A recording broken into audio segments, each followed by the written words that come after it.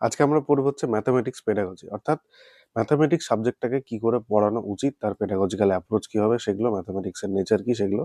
যেমন দেখো বলেছে ফিলোসফিক্যাল নেচার অফ ম্যাথামেটিক্স, মানে ম্যাথামেটিকের দর্শন কি বলে, বা ম্যাথামেটিক্সকে যদি আমরা সেভাবে দেখি তাহলে আমরা দেখতে পারবো যে ম্যাথামেটিক্স হচ্ছে হায়ারার্কিয়াল ইন নেচার, মানে স্টেপে স্টেপে শিখতে হয়।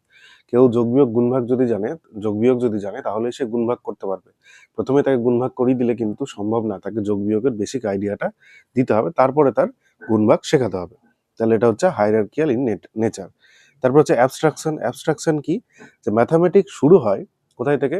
অবজেক্ট থেকে, কংক্রিট অবজেক্ট যেগুলো আমরা টাচ করতে পারি, বা মানে ওই যে গুনতাম না, পাথর দিয়ে গুনছি, পেন দিয়ে গুনছি, হাতের করা মানে হাতের ওই স্টেপগুলো দিয়ে গুনছি, কিন্তু পরবর্তী ক্ষেত্রে ম্যাথামেটিক্স কোথায় চলে যায়? ম্যাথামেটিক্স চলে যায় মাইন্ডে, মানে অ্যাবস্ট্রাক্ট চিন্তাধারার মাধ্যমে আমাদেরকে ম্যাথামেটিক্স সলভ করতে হয় মাইন্ডে।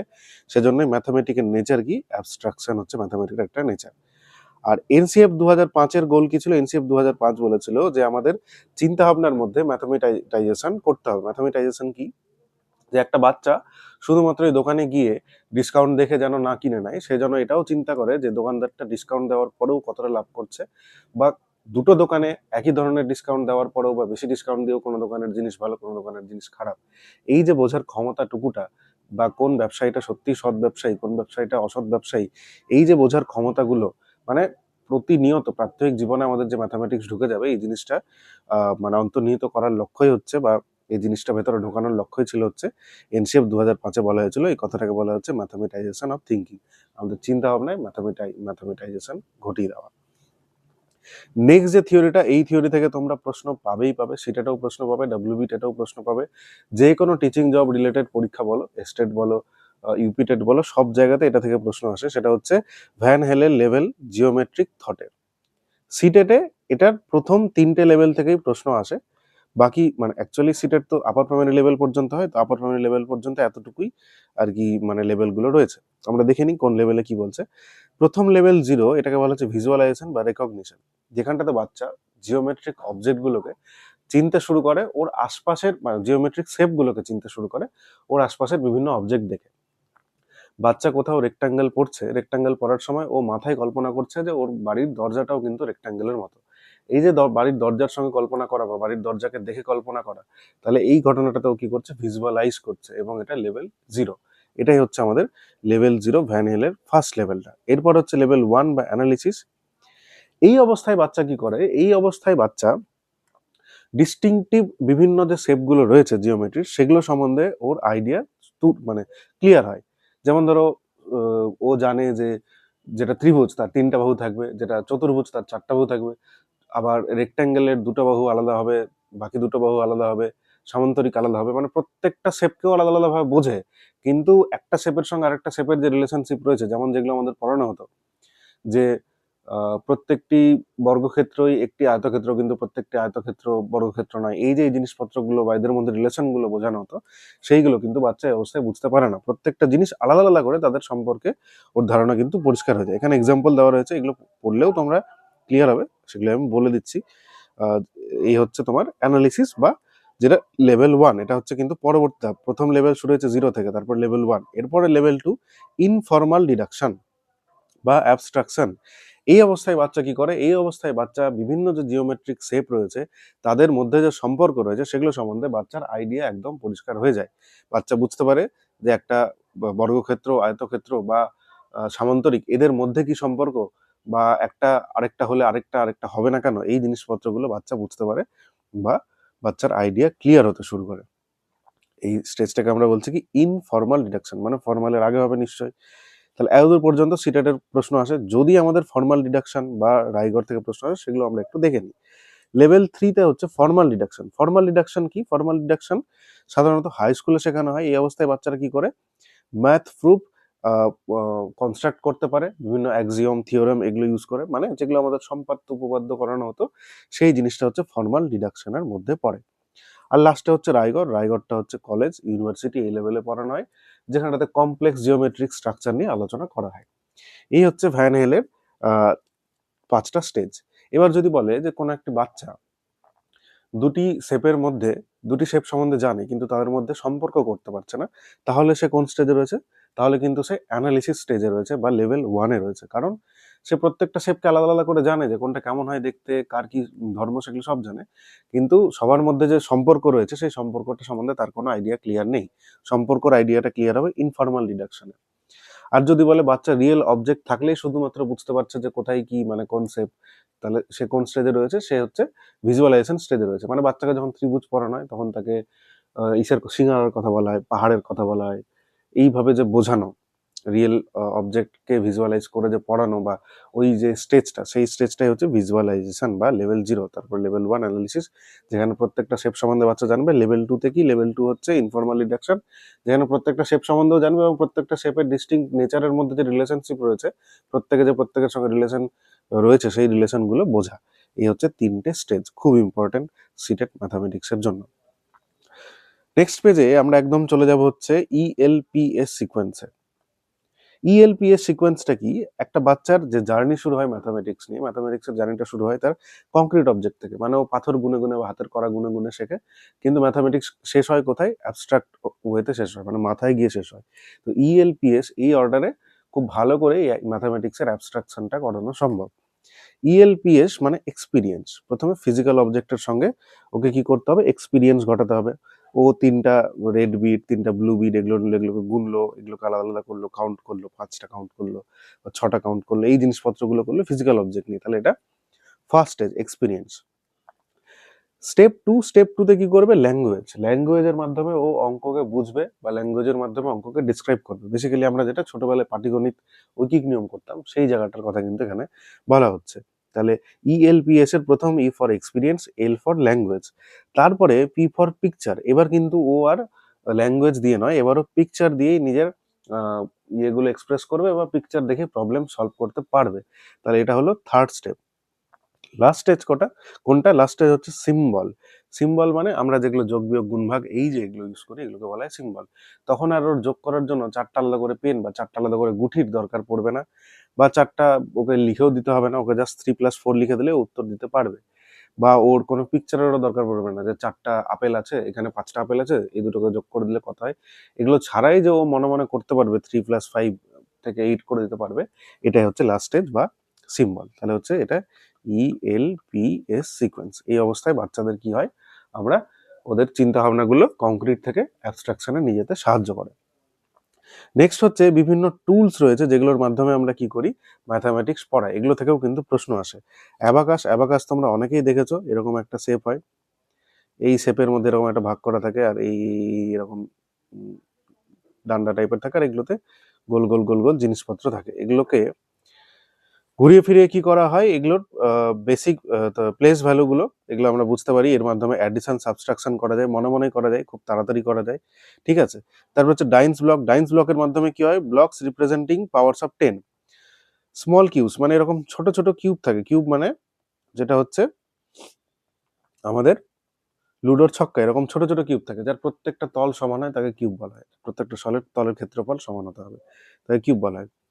কিউব কি করে? রডের উপরে বসিয়ে বসিয়ে আমরা 10-এর যে গুণিতক সেটার সম্বন্ধে আইডিয়া আমাদের ক্লিয়ার হয়। Place value and decimal value এখান থেকে বোঝা যায়। আর 10+5 এগুলো বুঝতে পারে। এই হচ্ছে তোমাদের ডাইন্স ব্লক। এরপর হচ্ছে জিও বোর্ড। এটা খুব একটা মজাদার জিনিস। জিও বোর্ড হচ্ছে এরকম একটা কাঠের একটা তক্তার মতো জিনিসের উপরে অনেকগুলো কাঁটা লাগানো থাকে এরকম এরকম করে। এবার সেই কাঁটাতে তুমি যদি গার্ডার নিয়ে এসে বিভিন্ন শেপের গার্ডার দিয়ে তুমি বিভিন্ন শেপ তৈরি করতে পারো। কেউ হয়তো স্কোয়ার করলো, কেউ হয়তো এই 3টা নিয়ে রেক্ট্যাঙ্গেল করলো। তো জিও বোর্ডের মাধ্যমে কি করানো হয়? যে বিভিন্ন শেপকে বোঝানো হয়। জিও বোর্ড হচ্ছে একটা কাঠের তক্তার উপরে কাঁটা বসানো, কাঁটা ওঠানো থাকে, সেই কাঁটাতে গার্ডার বসিয়ে বসিয়ে তুমি বিভিন্ন শেপ করতে পারবে, স্কোয়ার করতে পারবে, রেক্ট্যাঙ্গেল করতে পারবে, কি যেন বলে, ত্রিভুজ করতে পারবে। এইটা হচ্ছে জিও বোর্ড। এটা তাহলে জিওমেট্রি পড়ানোর কাজে লাগে। ট্যাংগ্রামসটা কি? ট্যাংগ্রামস হচ্ছে a set of 7 flat geometric shapes. 7 flat একটা এরকম একটা বাক্স থাকে, এর মধ্যে বিভিন্ন রকমের জিওমেট্রিক শেপ, 5টা ট্রায়াঙ্গেল থাকে, মানে এরকম ট্রায়াঙ্গেল, এরকম ট্রায়াঙ্গেল, এরকম অনেকগুলো ট্রায়াঙ্গেল বা আরো মানে শেপ থাকে, একটা স্কোয়ার থাকে, আর একটা প্যারালেলোগ্রাম থাকে। 7টা জিনিস নিয়ে, 7টা শেপ নিয়ে এই ট্যাংগ্রাম বা এই মানে পাজল টাইপের একটা কি বলবো স্ট্রাকচার এটা তৈরি। এটার মাধ্যমে কি হয়, এটার মাধ্যমে স্প্যাশিয়াল রিজনিং তৈরি হয়। স্প্যাশিয়াল মানে যেটা যে না দেখেও কল্পনা করা, 3D তে কল্পনা করা, সেটা ক্লিয়ার হয়। আন্ডারস্ট্যান্ডিং কম্পোজ অফ শেপস, প্রত্যেকটা শেপের যে আলাদা আলাদা কম্পোজ রয়েছে বা প্রত্যেকটা শেপ যে মানে মিলানো যায় সেই জিনিসপত্রগুলো বুঝতে পারে। এবং কি করে এটার মাধ্যমে, a child arranges 7 pieces to form larger square, বিভিন্ন শেপগুলোকে ও মানে এক জায়গায় করে করে কি করছে, বড় একটা স্কোয়ার করছে, একটা হাউস করছে বা একটা বার্ড করছে। তাহলে ও জিওমেট্রিক শেপ সম্বন্ধে বা 3D শেপ সম্বন্ধে আইডিয়াগুলো পরিষ্কার হতে থাকে ট্যাংগ্রাম ইউজ করলে। নেক্সট হচ্ছে ডট পেপার বা গ্রিড পেপার। এটা আমরা স্কুলে অনেকেই ইউজ করেছি। ডট পেপার বা গ্রিড পেপার আমাদের কি কাজে লাগে, আমাদের গ্রাফ তৈরি করতে কাজে লাগে। এরকম 0 0 0 0 0 -1 করে আমরা করতাম। এটার মাধ্যমে কি হয়, আমাদের যে পয়েন্টের ভ্যালুগুলো বা যে ফ্র্যাকশনের যে গুরুত্ব, এগুলো আমরা বুঝতে পারি, বা পজিটিভ ইন্টিজারের গুরুত্ব বুঝতে পারি, নেগেটিভ ইন্টিজার কি সেটা বুঝতে পারি ডট পেপার বা গ্রিড পেপারের মাধ্যমে। এরপরে আছে আমাদের 10 ফ্রেম, 6 নম্বর।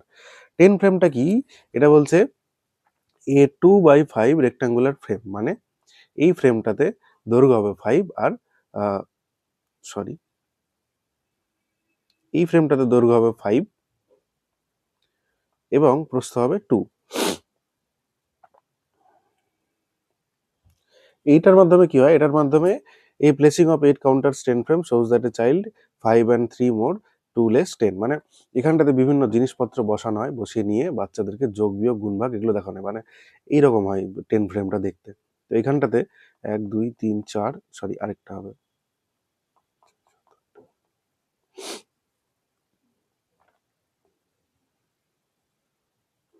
মানে মোট কথা 10টা ওর ফ্রেম থাকে। তো এখানটাতেও ধরো কয়েকটা সেট বসালো, বসিয়ে নিয়ে দেখলো যে আরো 4টা বা 5টা ফাঁকা আছে, তাহলে 10 থেকে আমি 5টা বসিয়েছি, আরো 5টা বসালে 10 হতো। তো 10-এর সঙ্গে যে যোগ বিয়োগ গুণ ভাগ, যোগ বিয়োগ, এগুলো ওর আইডিয়া পরিষ্কার হতে থাকে 10 ফ্রেমের মাধ্যমে। নেক্সট আমরা দেখবো হচ্ছে ক্রিটিক্যাল মিসিং পয়েন্টস বা কি প্রসেস ইন ম্যাথস। আমরা কি ভাবে বাচ্চাদের এই যে এই জিনিসপত্রগুলো, এস্টিমেশন, ভিজুয়ালাইজেশন, ট্রান্সপোর্টেশন, জেনারেলাইজেশন, এগুলো কি, এগুলো সম্বন্ধে একটু আইডিয়া নেব। এস্টিমেশন মানে কি, এস্টিমেট থেকে এসেছে, তাহলে বুঝতে পারছো অ্যাপ্রোপ্রিয়েট বা অ্যাপ্রক্সিমেট যে ভ্যালুটা, কত টাকা খরচ হতে পারে, কত দাম হতে পারে, এই যে আইডিয়া করাটা, এটাকে বলা হয় এস্টিমেশন। এটা থেকে কিন্তু প্রশ্ন আসে। নেক্সট হচ্ছে ভিজুয়ালাইজেশন, এটা ভিজুয়ালের সঙ্গে যুক্ত, ভিশনের সঙ্গে যুক্ত। তাহলে creating a mental image of math problem, এটা হচ্ছে ভিজুয়ালাইজেশন।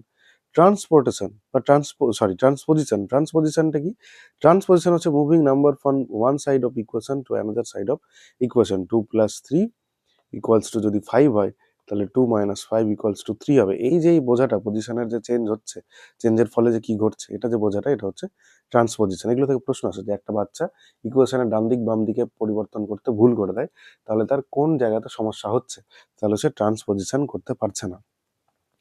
নেক্সট হচ্ছে জেনারেলাইজেশন। জেনারেলাইজেশনটা কি, জেনারেলাইজেশন মানে যেখান থেকে তুমি সূত্র তৈরি করতে পারি আমরা। যেমন বলেছে দেখো, প্যাটার্নের মানে একটা প্যাটার্ন খুঁজে বের করে সেখান থেকে সূত্র বের করা। যেমন বলেছে 2 + 4 6, 4 + 6 10, তার মানে এগুলো হচ্ছে জোড় সংখ্যা। তাহলে জোড় সংখ্যা প্লাস জোড় সংখ্যা করলে সবসময় যে জোড় সংখ্যা আসবে, এটা যে বোঝাটা, এটা হচ্ছে জেনারেলাইজেশনের অঙ্গ। নেক্সট হচ্ছে এরর অ্যানালিসিস। এটা কি, এটা কোনো মিস্টেক নয়, কিন্তু একটা সাইন পোস্ট। একটা বাচ্চা যে ভুল করছে, সাধারণত স্কুলগুলোতে কি হয়, বাচ্চাদেরকে বকা হয়, নাম্বার কম দেওয়া হয়, ম্যাথের প্রতি ভীতি তৈরি হয়ে যায় তার ফলে। এবং ম্যাথের প্রতি ভীতি তৈরি হলে ও সারা জীবন, মানে যখনই দোকানে যায় তখন ওর মনে হয় যে আমি হাতে, মানে মাথায় অঙ্কটা না করে আমি হাতে কলমে করি, আমি ফোনের ক্যালকুলেটরটা বের করি, বা ও 10 টাকা, মানে দোকানদার বলে যে তুমি আমাকে 10 টাকা দাও, আমি তোমাকে 20 টাকা ফেরত দিচ্ছি। এই যে এই কাজকর্মগুলো, এগুলো তো পাজল হয়ে যায়। কারণ কি, ও ছোটবেলা থেকেই ম্যাথ নিয়ে অতটা চর্চা করেনি, ওর চিন্তার ম্যাথামেটাইজেশন ঘটেনি, যেটা এনসিএফ 2005-এর লক্ষ্য ছিল। তাই তোমার কি করতে হবে, ওর যে ভুলগুলো হচ্ছে সেই ভুলগুলো শুধরাতে হবে, এবং ভুল কি কি ধরনের হতে পারে সেগুলো আমরা দেখি।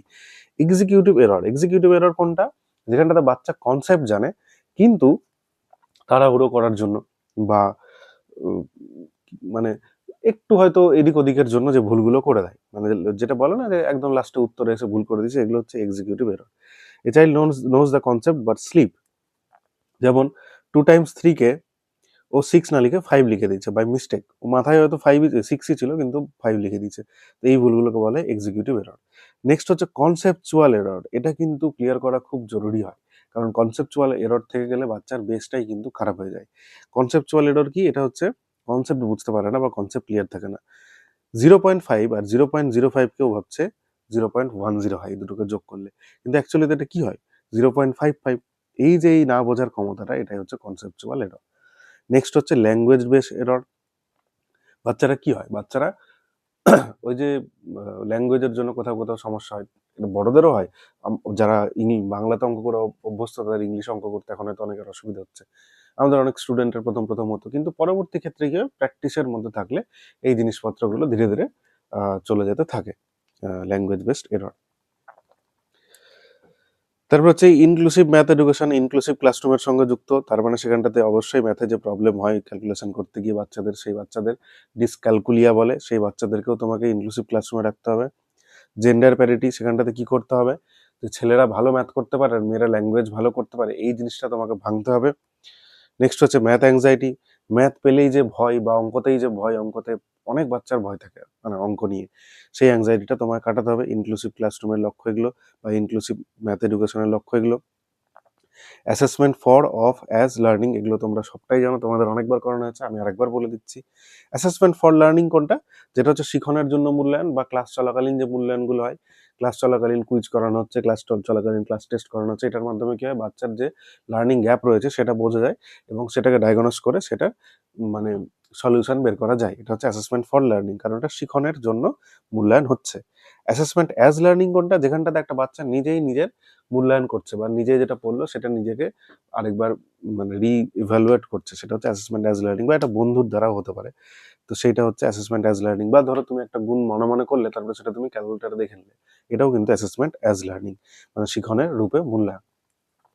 নেক্সট হচ্ছে অ্যাসেসমেন্ট অফ লার্নিং, যেটা তুমি পুরোটা পড়লে বা পুরোটা শিখলে, পুরো শিখনের যে মূল্যায়ন, সেটাকে বলা হচ্ছে অ্যাসেসমেন্ট অফ লার্নিং। মানে এটাকে আমরা টার্মিনাল এক্সাম বলতে পারি, ফাইনাল এক্সাম বলতে পারি, যেখানে আমাদের গ্রেড দেওয়া হয়। তো অ্যাসেসমেন্ট অফ লার্নিংকে বলা হয় সামেটিভ অ্যাসেসমেন্ট, আর অ্যাসেসমেন্ট ফর লার্নিংকে বলা হয় ফরমেটিভ অ্যাসেসমেন্ট। এটা এরকম করে মনে রাখতে পারো, এখানে ফর আছে, এখানেও ফর আছে, তাই এটা assessment for learning, formative assessment. তারপর হচ্ছে রেমেডি বা রেমেডিয়াল টিচিং। রেমেডিয়াল টিচিং কি, যে বাচ্চাগুলো যে জায়গাগুলোতে প্রবলেম করছে সেই জায়গাগুলো ধীরে ধীরে ঠিক করা। কি করা, teaching carry over again using bundles of sticks. মানে ওই যে ক্যারি ওভার, আমাদের 7 × 3 করলে 21 হয়, প্রথমে আমরা 1 লিখে 2টাকে ক্যারি করি, এটা 2 কেন ক্যারি করি, এগুলো বোঝানো। এগুলো বোঝানোর জন্য কি করতে হবে, তোমাকে রেমেডি দিতে হবে বাচ্চাদেরকে। এই ছিল আমাদের ম্যাথামেটিক্স পেডাগজির ফুল সেট। এরপরে আমাদের PYQ দেওয়া আছে আমাদের, এগুলো তোমরা চাইলে করতে পারো, স্ক্রিনশট নিয়ে নিতে পারো। আর আমরা আরেকবার বলে রাখি, আমাদের সিটেট ব্যাচ কমপ্লিট হয়ে গেছে, সবাই এখন পরীক্ষা দিতে যাচ্ছে। তো আমরা পরবর্তী ক্ষেত্রে আপার প্রাইমারি টেট এবং WB টেট এটা লক্ষ্য করে ব্যাচ খুলছি। BPSCরও ব্যাচ খোলা হবে। তোমরা যদি সেই ব্যাচে নিজেদেরকে এনরোল করতে চাও, তাহলে নিচে দেওয়া নাম্বারে যোগাযোগ করো। আমাদের প্রত্যেকটা সাবজেক্টের এরকম PDF দেওয়া হয়, ম্যাটেরিয়াল দেওয়া হয়, এবং যে টপিকে পড়ানো হচ্ছে সেই টপিকের উপরে প্রিভিয়াস ইয়ারের প্রশ্ন দেওয়া হয় এরকম করে। প্রিভিয়াস ইয়ারে যতগুলো প্রশ্ন এসছে আমরা সবগুলো সলভ করানোর চেষ্টা করি ক্লাসে, এবং প্রত্যেকটা ক্লাসের রেকর্ডিং তাদেরকে দেওয়া হয়। যদি কেউ না আসতে পারে বা অনলাইনে ক্লাস না করতে পারে, সেখানটাতে তারা সেই রেকর্ডিংটা দেখে তাদের কনসেপ্ট ক্লিয়ার করতে পারে। তো তোমরা যদি আমাদের সঙ্গে যুক্ত হতে চাও, তাহলে অবশ্যই এই নিচে দেওয়া নাম্বারে যোগাযোগ করো এবং আমাদের সঙ্গে তোমাদের জার্নিকে সফল করে সামনের দিকে নিয়ে চলো। ধন্যবাদ।